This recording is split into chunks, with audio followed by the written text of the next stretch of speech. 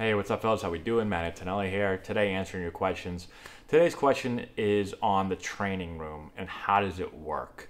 So, to get really basic for you guys, whether it's a spring training complex or major league clubhouse, there's always going to be a trainer's room, and the trainer's room is typically it's for a bunch of things. So at the beginning of the day, a lot of players are going to go in and see the trainer, whether they're injured. If they're injured, they're definitely going in, okay, to do rehab and that type of stuff. But even players that aren't injured, most of them go in the training room at some point during the day. A lot of them go in before practice starts. So if it's spring training, it's going to be really early in the day, maybe 6:30 a.m. if you want to be able to get in there quick and get your stuff done.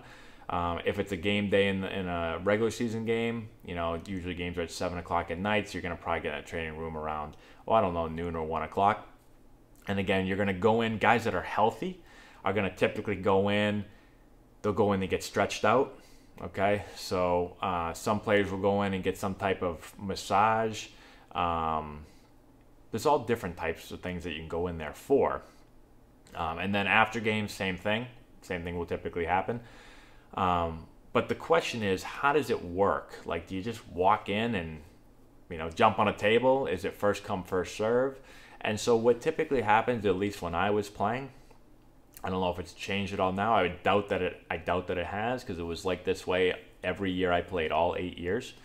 And it was basically, when you walk in the morning, there's a big whiteboard, all right? And you write your name down. And whoever's name gets to the top of the list, they're the first person that's going to get called in. You don't really get called in. You have to kind of go in and check. And so let's say, a bunch of people come in, write their name down. Again, the earlier you get there, obviously, the quicker you'll be able to put your name on the board. And so let's say I'm the seventh guy down. Every time a trainer, so there's usually a couple of trainers in there. If it's spring training, sometimes there's 3 or 4 trainers. If it's in season, there's less trainers. But they're going to grab a guy to work on, and they're going to cross the name off, and it's going to go to the next guy. And then when that guy's done, the trainer crosses the name off. And so when your name is up, you better be in there. They're typically not going to walk around and be like, hey, Johnny, come on, Johnny, we're waiting for you in here. Like, if you're not ready to go, a lot of times they'll just cross your name off. Unless maybe you're like a major league veteran of 15 years, maybe they'll be a little bit kinder. But at least for me, I had to make sure that I was ready to go. And so what you do is, typically how it works in spring training is you're going to get there early. You're going to go in, you're going to write your name down. So if I come right in and I'm one of the first guys there, I write my name down, I might be able to jump right on the training table.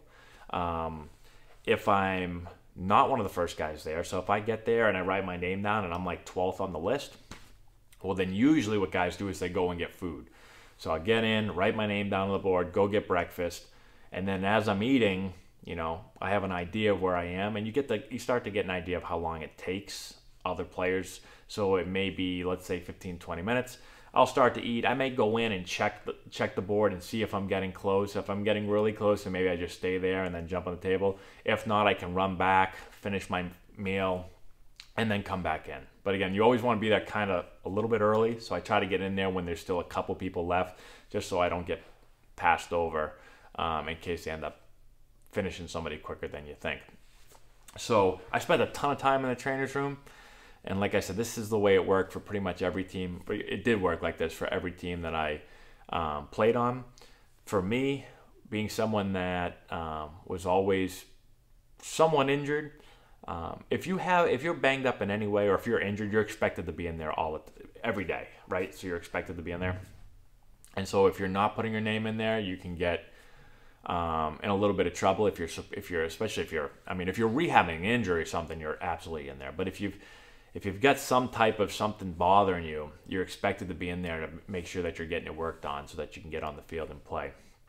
But again, even when I was healthy, season's a long season. You're always going to have something that's banged up.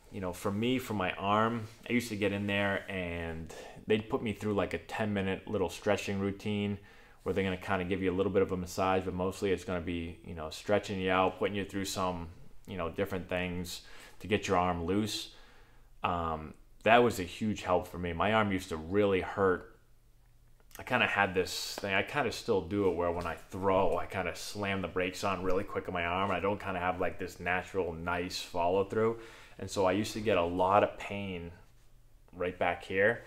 And it'd be so bad that if I didn't get it worked on, if I came in and threw, you know, for a week straight and didn't get it worked on, there'd be days where I could barely pick my arm up. And so as my career went on, I learned to make sure that I got in, and not every day, but maybe once every couple of days just to get my arm worked on. And then after workouts or after a game or whatever, I'd like to go back in and just get maybe like a quick stretch. And then I would jump in, you know, I started working a lot more with cold tubs and then contrast and stuff like that. We made videos on the hot tubs and the cold tubs. If you didn't see it, go back and check those out. But again, that's pretty much how it works. I've gotten asked this question a lot from people. And if you're currently playing, or if you know that it's worked, if it's done a different way, let me know. But when I was playing, it was old school whiteboard. Just write your name on it. So let me know if you guys have any more questions. I'll give you guys some insight onto how things work. Comment section below if you've not done so already. Subscribe to the channel, share the video with all your friends, give it a thumbs up. I'd appreciate that.